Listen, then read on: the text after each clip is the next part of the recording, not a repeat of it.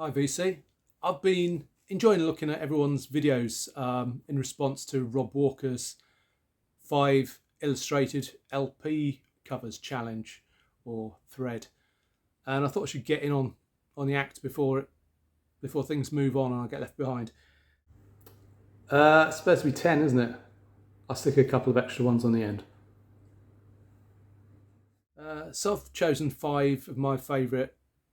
Well, actually more than 5. I couldn't restrict it to 5, but a number of my favourite illustrated LP sleeves. And I'm going to start off with something that's probably not my normal taste music-wise, because it's piano jazz. But I love this album sleeve. When I'm in the mood for the music, it's great. I mean, this is Oscar Peterson and his Walking the Line album. And I admire him as a player, but I like my jazz to be a little bit edgier, a little more challenging. But as far as album artwork goes, it doesn't get much better than that for me. I love it. I love everything from the colour to the font used for the album title. And this was created by a guy called Hubertus Maul, who was a German photographer and worked with Oscar Peterson quite a lot. He produced quite a few album sleeves for Oscar Peterson. And this one looks more like a line drawing. I think it probably is a photograph that's been traced and then hand coloured, but it's got that look of a photographic negative because of Oscar's skin tone and hair colour there. I just love the idea of it. I love the effect. I love the angle he's shot at. Great artwork. So Hubertus Maul, not with us anymore, but he was active between sort of the 60s and the mid 80s, I suppose. And that is just such a great image.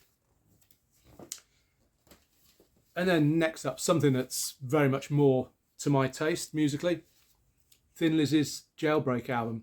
And this was a sleeve produced by Jim Fitzpatrick, who produced a number of sleeves for Thin Lizzy.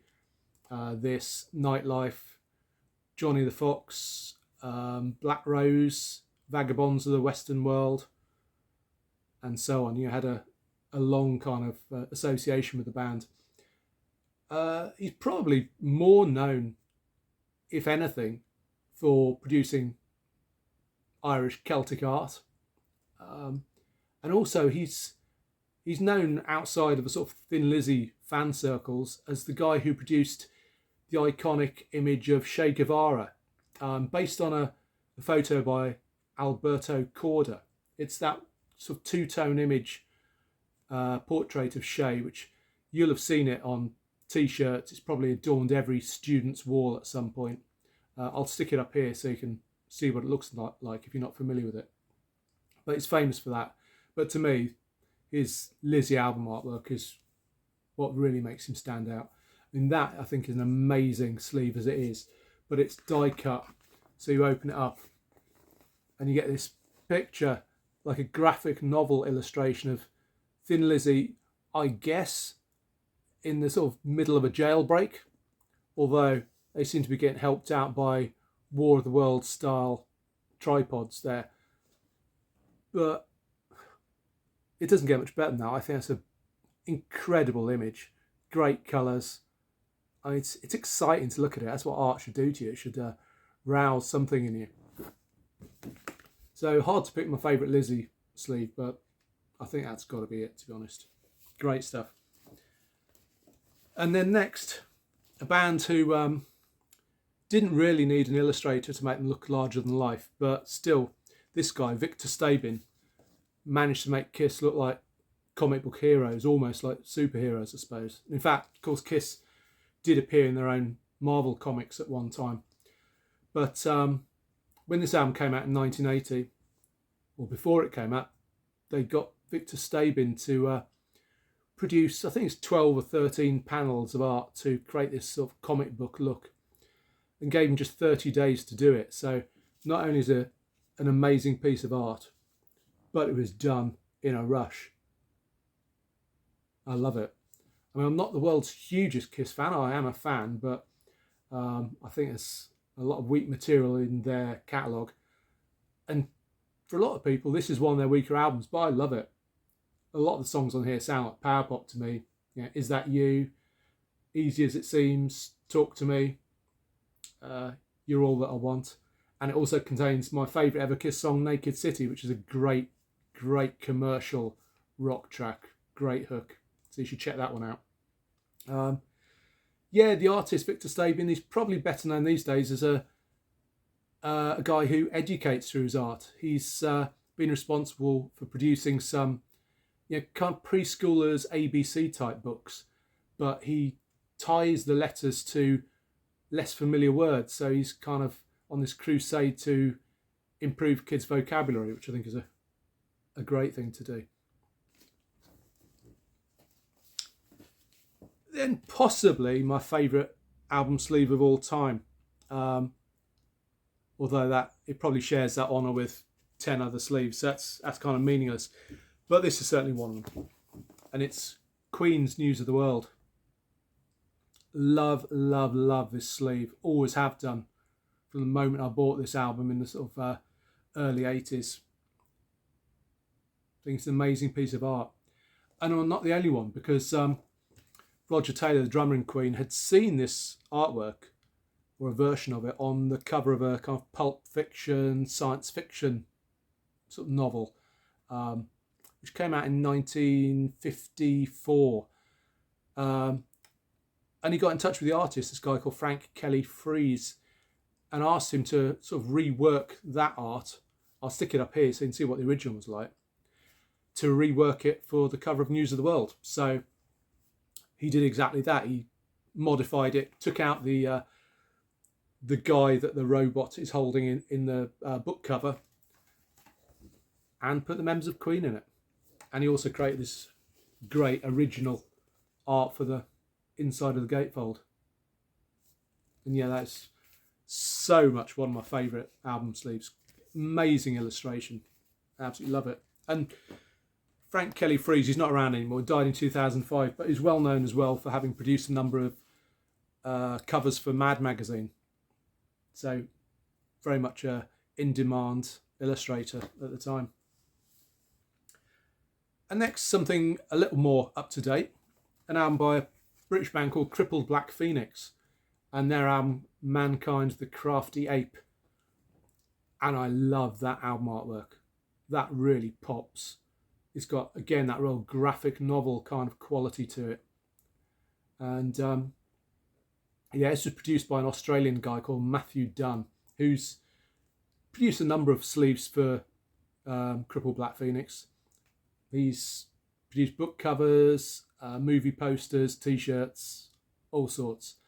You can check out his portfolio online. It's well worth looking at. He does get compared, his style, to Gerald Scarfe, who obviously did work for Pink Floyd on The Wall. But to me, I see him more as being like Ralph Steadman. If you're familiar with the movie poster for Fear and Loathing in Las Vegas, it's got that kind of look to it. I've also got a copy of George Orwell's Animal Farm, which is illustrated by Steadman. And it really, this really reminds me of that. It's these ink splashes. It's very much in that Steadman style. The slightly sort of messy ink blot style really gives a sort of really brings the artwork to life. So brilliant artwork, brilliant album as well. If you're into Pink Floyd, sort of the, I guess, Animals, Wish You Were Here era of Pink Floyd, you could do a lot worse than check this out. It's got a more modern feel than that, but parts of it are very Floydian. Then on to an album that was my go-to getting ready to go out and party album in the late 80s, I suppose it's 1990 in fact. And that's Blackout in the Red Room by Love Hate. God, this album got played a lot. Just such a great mood-lifting album. And the art was quite different. I mean, they were lumped in with the hair metal scene, which I don't think they were ever very comfortable with. And the image wasn't entirely hair metal. Yes, they had long hair, but they just looked like your average sort of grubby rock band. Probably more like, Guns N' Roses than like Poison. And the album artwork as well isn't typical of the era. Far more like to see illustrations of, buxom blondes riding torpedoes on an album cover than you were something like this. It's quite dark, really. The artwork was created, in fact, by the bass player in the band, a guy called Skid Rose, who produced it under the pseudonym Skippo von Rauschenberg. And he was responsible for a fair bit of their album art. And I adore this. I think it's incredible. I mean, you could describe it as naive or primitive if you were being unkind, but I just think it looks like some kind of tribal art or prehistoric cave art, something like that. I love the colours, I love the textures. I just think it's amazing. I've got a couple more examples of his art there. It's like a 12-inch single, Evil Twin. You can see, again, similar style. And the second album, Wasted in America, which, again, I think that's just beautiful. I love the band logo on the sticker there. I would have this artwork on my wall all day long. I think it's incredible. Yeah, very sort of textural, quite dark and unsettling. And yeah, that was, for me, one of the albums of 1990. Brilliant, brilliant band. Well, that was seamless, wasn't it? I'm going to show you three more of my favourite illustrated album covers, starting with this one, debut album by Ghost. And I love that sleeve because it's very obviously a homage to the film poster for Salem's Lot, the Stephen King miniseries that I remember being on TV back when I was a kid, sort of about 1979, and scared the hell out of me. Absolutely loved it, and that artwork is a very convincing pastiche of it.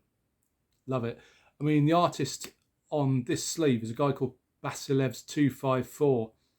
Can't find out anything about him, and like a lot of things Ghost associated, they keep their identities very closely guarded secrets. So can't tell anything about the artist, but I do like what he's done. It's a great bit of artwork. The album, it's good, but they as a band have always disappointed me because they sound like they could be Merciful Fate type heavy, but the guitars are just too processed and too Def Leppard like. They need to be a heavier, harder band. It's a shame. Could be classic, but the album cover is. And sticking with heavy metal for a while, we've got the first album by Iron Maiden with sleeve art by Derek Riggs. And obviously Iron Maiden's mascot, Eddie the Head, who's become a part of the Iron Maiden legend, really. You don't see anything Iron Maiden without Eddie the Head on it. And the first album has that kind of punk, new wave of British heavy metal energy, and that's reflected in Eddie's appearance with his sort of spiked up hair. On the second album, Killers, he got more of a sort of a long mane. So his looks developed as the band's developed. I only really like the first two Maiden albums and the third one, grudgingly. But the first two are absolute classics. And the artwork just is perfect for the type of band they are. The band logo pops out of that sleeve. The artwork is something that's been copied by so many bands since. I'm not sure heavy rock bands did the whole skulls and scary looking people like Eddie before Iron Maiden did it, but yeah, Trailblazers, brilliant album, great artwork. And then finally, I've got an album that is by a band that kind of go under the radar a bit. More people should know about them. Crack the Skye, superb band. I forget which US city they're from. Is it Philadelphia? Somewhere like that. Really interesting, sort of progressive, quirky art rock band. And the album cover on this one really reflects that. It's by an artist called Guy Billou, who's a French artist. I think he's still alive. I think he's in his late 80s or mid 80s or something at the moment. And I don't know whether he did this artwork specifically for Crack the Skye's album, or whether they just chose to put it on here because they admired his art. but it's very fitting. I'm not quite sure what's going on there, but the album's called Animal Notes, and you've got this guy who looks like he's contemplating ending it all, standing on the edge of a high-rise building there, and dropping these notes. What are they? Suicide notes? Who knows? Not really sure, but it's intriguing, and I really like Billou's style. It's very kind of sparse and spare and minimalistic and intriguing. And there's some kind of, there's almost humour in here. Dark humour. Really like it, really like it. I think from what I was reading, in 2016, Billou was inducted into the Society of Illustrators Hall of Fame, and quite rightly so. Because I've been looking at some of his artwork online, and it's beautiful stuff, but I particularly love this album cover. So there you go, it's my 3 extras, and back to the other guy finishing off. Then my final showing today, a band I've been into for donkey's years. They've been around for donkey's years, and again, it's not one of their most loved albums, but I love this artwork, and it's Wishbone Ash's 1982 album, Twin Barrels Burning. And at this point, they had left their slightly folky, progressive sound that had on the Argus album well behind, and probably riding the coattails of the new wave of British heavy metal a bit. Not that this is a heavy metal album, but it's got more succinct songs. It's got harder, heavier riffs. It's not heavy metal, it's still hard rock, but they definitely tightened everything up. And I think embraced 1982 so as not to look like dinosaurs, I guess. And I think the album cover art reflects that. It's so punchy and direct, and unlike the kind of pastoral images they've had on previous album sleeves. It's produced by a guy called Ian Harris, who I think at the time wasn't really a qualified as such artist. He later went on to the Chelsea School of Art and got himself qualified, but he's better known really as a musician himself. He had been in a band called The Earth, who produced an album in 1968, and it was a collaboration with Alan Parsons of the Alan Parsons Project. And the album didn't get released at the time. It finally got released in 2015 through Record Collector magazine and was restricted to 500 copies.